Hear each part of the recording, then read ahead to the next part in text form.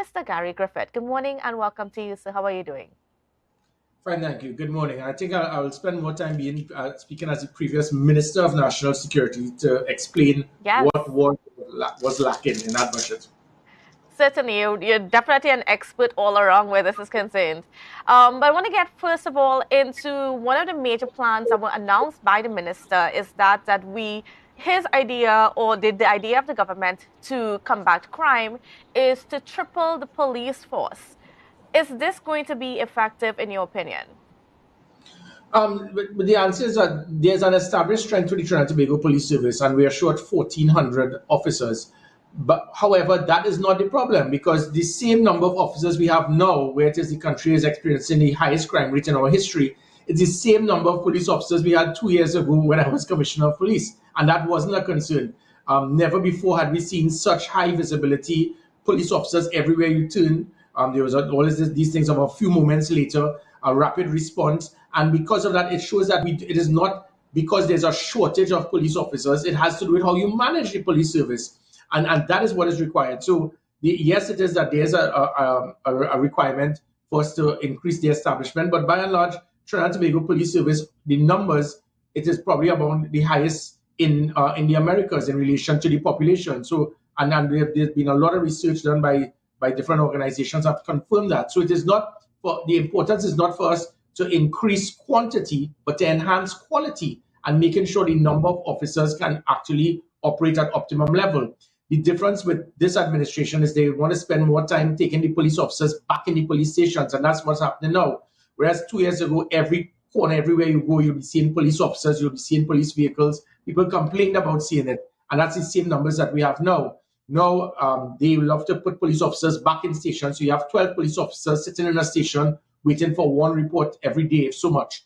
As it pertains to the recruit intake, the concept that they had, every single thing, they had 8 policies in this whole budget allocation for national security. Every single one is a regurgitation, a total repeat of what was there when I was Minister of National Security under the People's Partnership Administration or as the Commissioner of Police. This was a copy of what it is we did in 2014, where we tripled the number of recruits by moving the training from the police academy into the Chaguaramas Convention Center. So all they've done is copy exactly what we did 8 years ago, but because of bad mind and pettiness, they refused to continue that process. So for 8 years, they went back to the police academy, and even when I was the Commissioner of Police, I tried to get that done. They refused. So going back now to this situation, the problem exists that if you go back to the Chaguaramas Convention Center, which is what I use as Minister of National Security to do what they intend to do now, which is to triple the intake, it is going to cost the taxpayers over $30 million to refurbish that Chaguaramas Convention Center because of the failure of the government to utilize it since 2014 for the same thing. And whereas the police academy, there are lots of different facilities next to the academy that could be used. So my point being is that it's just a copy, but everything else in that budget presentation from social media, we actually established a social media response team. We had online reporting. We had a police app that was the largest app in the country at the time. We had online reporting. We had SOS.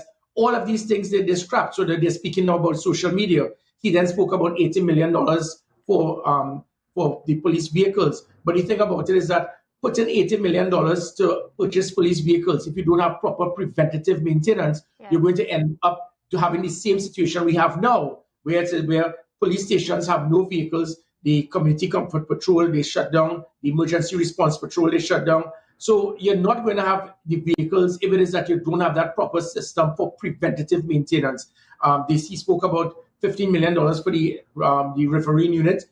I established that 2 years when I was Commissioner of Police. It is the first time the police had a marine unit in over 2 decades. And they decided to virtually shut it down for 2 years. And now they're trying to bring it back by pumping $15 million into it. He spoke about polygraph testing and vetting. That is what was done for the first time in years in the police service when I made it mandatory for polygraph testing and drug testing, especially for elite units such as the Special Operation Response Team and even units that would be on the coastline to ensure that police officers will not be on the take as it pertains to the illegal entry of drugs and human trafficking. He then spoke about support with the U.S. authorities. We provided a coordination between us and the NYPD for the first time that assisted us to establish the gender-based violence unit. media monitoring unit, getting this training, customer service training. So all that he spoke about with the US authorities, that was already there and they ignored it for 2 years. He then spoke about the scanners. We acquired 2 scanners, mobile scanners to assist the ports, and they decided to scrap it and not use those scanners for 2 years. He then finally spoke about the dormant vessels, which for 8 years they refused to use. Those dormant vessels Actually, I want to stick a pin there on those vessels and so on, because in Tobago, we do have a major concern when it comes to the Coast Guard unit, because we actually don't have a vessel anymore here in Tobago. We have to wait until a vessel comes from Trinidad, and it only comes from Trinidad depending on the instruction from the higher ups. But when it comes, like for instance, we had a situation the other day where we had a drowning out in the Buku Reef Marine Park, and we had to use one of our scuba diving vessels from one of our local people. The Coast Guard had to use that to go and recover the body. So what's really going on where the Coast Guard is concerned, especially for ensuring Tobago is protected? Well, that you stole my thunder there. I was saving the best for last, or the worst, I should say. I challenge anyone, name one thing that this government has done to assist in security for Tobago in this budget allocation. Name one thing. There was nothing. They totally ignored Tobago by and large. I mean, looking at all the things that they spoke about, there was nothing in particular emphasis to assist in securing the citizens in Tobago. So whereas I was Minister of National Security, I understood that a safer Tobago ensures a safer Trinidad, because anytime Tobago crime increases, I'll have to allocate more resources into Tobago that can lift the crime rate in Trinidad, which is why I established the Commissioner's Command, the Operation Command Center, an arm of the National Operations Center, reestablished that E99 unit to be N999 unit to be more effective, putting in looking to get helicopters across the coastal vessels from the Coast Guard.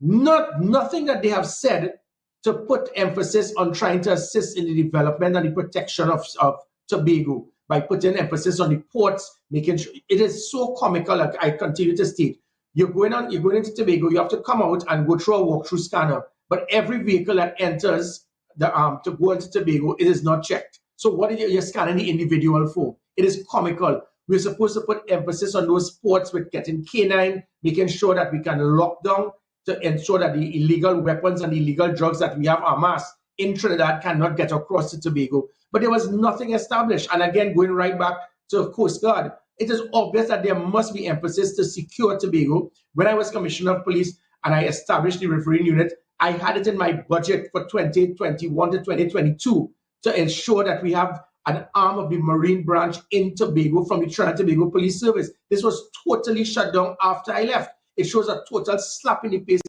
and a disrespect to Tobagonians, disregard to the importance of security for Tobago. And again, as I said, I acquired 6 dormant vessels, 6, and 2 of those were supposed to go to Tobago 8 years ago. Those 6 vessels, so all persons from Tobago, anytime you have chance, come to Trinidad, go down the islands, you will see these 6 vessels, and these 6 vessels, along with 2 utility vessels, could have done the exact thing that the OPBs that they were planning to acquire could have done, but at a cost of $1.2 billion less, 1,200 million less than the OPBs. But we got these 6 dormant vessels, left them here in Stobles Bay, not used. 1 or 2 should have gone across. That was the plan when I was a minister, to send it across to Tobago. In fact, I think 1 or 2 of the names were indicative of Tobago, because that is what those vessels were there for. They refused to do it, and the vessels remained there in Stobles Bay for 8 years. And now after 8 years, you're swallowing your pride to admit that, listen, yes, we need to bring back these vessels. I think this budget allocation as it pertains to Tobago